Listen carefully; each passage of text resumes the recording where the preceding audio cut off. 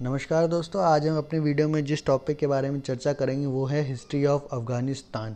अफ़गानिस्तान का क्या इतिहास था, अफ़गानिस्तान और इंडिया में क्या रिलेशन थे। अफ़गानिस्तान की बात की जाए तो अफ़गानिस्तान पहले पर्शियन अम्पायर हुआ करता था। पर्शियन अम्पायर के अंडर आता था और ये पर्शियन अम्पायर का एक अम्पायर था, वो एक्मेनिडीज अम्पायर कहा जाता था उसे। पर्शियन अम्पायर से भी पहले यहाँ इंडस वैली सिविलाइजेशन के बहुत सबूत पाए गए और जब यहाँ पे खुदाई हुई तो ऐसा पाया गया कि यहाँ बहुत रिच सिविलाइजेशन रहा करती थी। खैर, धीरे धीरे टाइम बीता और यहाँ पर्शियन एम्पायर यहाँ स्थापित हुआ। इसके बाद यहाँ पे अलेक्जेंडर जब मैसेडोनिया का था वो अपनी आर्मी लेके आया कैप्चर करने, तो बैटल ऑफ गौगेमाला में इसने पर्शियन एम्पायर को हराया।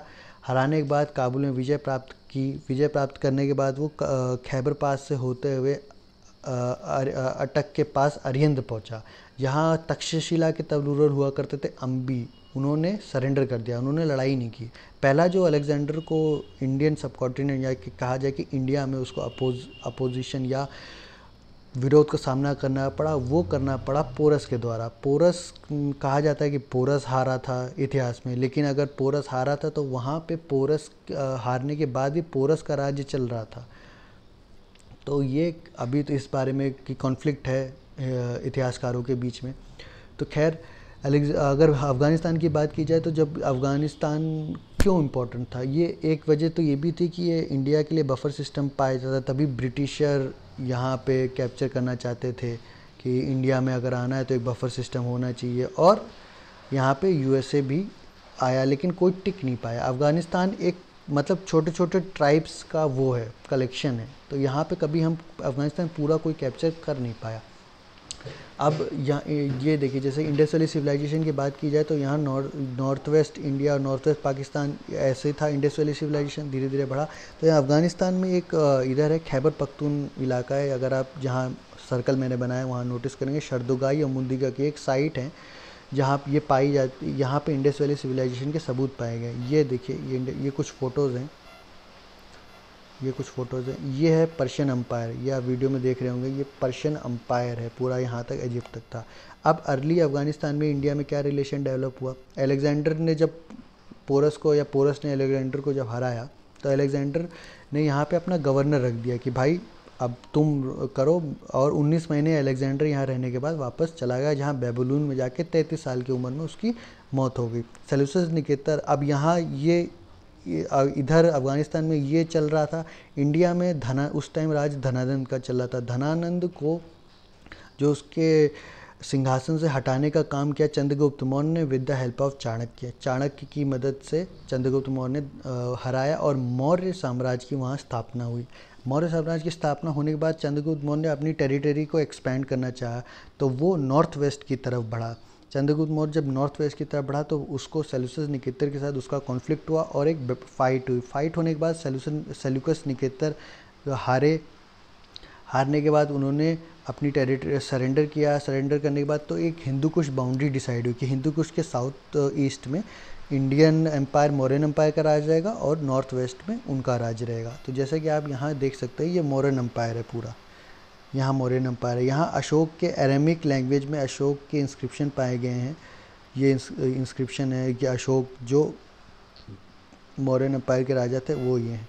गांधार ग्रीक एडिक्स में अशोक के इंस्क्रिप्शन है, ये देखिए कुछ है। इस्लाम, अब इस्लाम की बात की जाए कि अब जैसे कि वो वहाँ पे आ गए, मौर्यन एम्पायर आए, तो जब मौर्यन एम्पायर वहाँ पे आ गए तो फिर हिंदुज़म का भी वहाँ इन्फ्लुएंस हुआ। हिंदुज़म भी धीरे धीरे ग्रो किया, वहाँ पे पकड़ हुआ। फिर क्योंकि मौर्य बुद्धिस्ट में थे, अशोक बुद्धिस्ट को मानते थे, तो बुद्धिज़्म का भी वहाँ धीरे धीरे इन्फ्लुएंस बढ़ा, बुद्धिज़्म वहाँ फैला।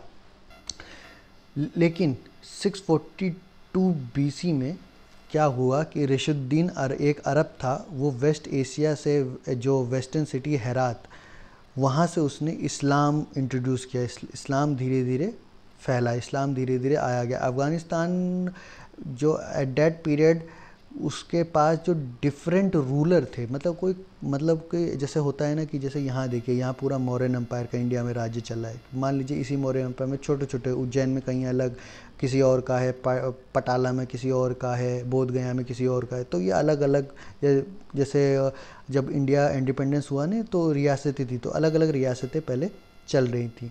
तो क्या हुआ, तो नॉर्थ वेस्ट हिंदू कुश में तो इधर से हेरात उधर ही पड़ता है, हेरात से तो इस्लाम इंट्रोड्यूस हुआ, लेकिन हिंदू कुश के साउथ ईस्ट में क्या हुआ कि यहाँ हिंदू शाही किंगडम का राज चल रहा था, तो काबुल और गंधार में तो यहाँ हिंदुज़म रहा, यहाँ थोड़ा बहुत हिंदुज़म का राज। धीरे धीरे ग्रेजुअली टाइम के साथ साथ मेजर जो ट्राइब्स होते हैं वहाँ की धीरे धीरे ग्रो किया, आपस में फाइट हुआ उनका, वो धीरे धीरे मजबूत हुए, तो बहुत सारी ट्राइब्स वहाँ पे आई, गजनवी आए, गोरी आए, मंगोल का इन्वेजन हुआ, तैमूर आया धीरे धीरे। अब बात की जाए मुग़ल्स के बारे में अगर बातचीत किया है तो मुग़ल्स का जो इंडिया में आने का है, मतलब बताया जाता है कि मुग़ल्स कब आए, जब बाबर आए इंडिया में। तो बाबर बेसिकली जो थे ना, वो उनका बाबर का जन्म फरगना आज के उज़्बेकिस्तान में 15 फरवरी 1498 को जन्म हुआ। ओरिजिनल नेम बाबर का था ज़ाहिर अल दीन मोहम्मद, और ये बाबर जो थे डिसेंडेंट थे, मतलब कि माँ की तरफ से चंगेज़ खान की ओर के डिसेंडेंट थे और पिता की तरफ से तैमूर की ओर से डिसेंडेंट थे। अब बाबर जब इंडिया में आए तो इनका जो सबसे पहले जो फ़ाइट हुई इंडिया में आने के लिए, मुग़लों की जो फ़ाइट हुई सबसे पहले, वो लोधी, उस टाइम लोधी डायनेस्टी इंडिया में राज करी थी, लोधी डायनेस्टी से फ़ाइट हुई। फ़ाइट के बाद जो फ़ाइट हुई उसे कहा जाता है, उस फाइट का नाम है फर्स्ट बैटल ऑफ पानीपत। ये बहुत इंपॉर्टेंट है, first battle of Panipat 1526 AD में ये आए। और फिर उसके बाद बाबर ने लगातार 3 और लड़ाइयाँ लड़ी, जिससे राणा मेवाड़ के राणा सांगा के साथ लड़ी, जिसका नाम था बैटल ऑफ खानवा 1527 में। फिर मेदिनी राय के खिलाफ लड़ी, बैटल ऑफ चंदेरी। फिर महमूद मोहम्मद लोदी थे, जो इब्राहिम लोदी के अंकल थे, उनके साथ लड़ी बैटल ऑफ घग्गर में।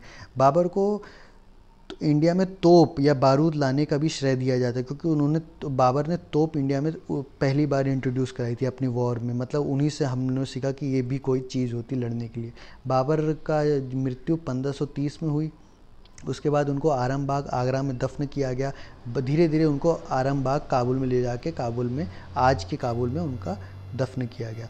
तो ये थी अफ़गानिस्तान की हिस्ट्री। अगर आपको वीडियो अच्छा लगा तो हमारे वीडियो को लाइक करिए, चैनल को सब्सक्राइब करिए और वीडियो को शेयर कीजिए। Thank you very much.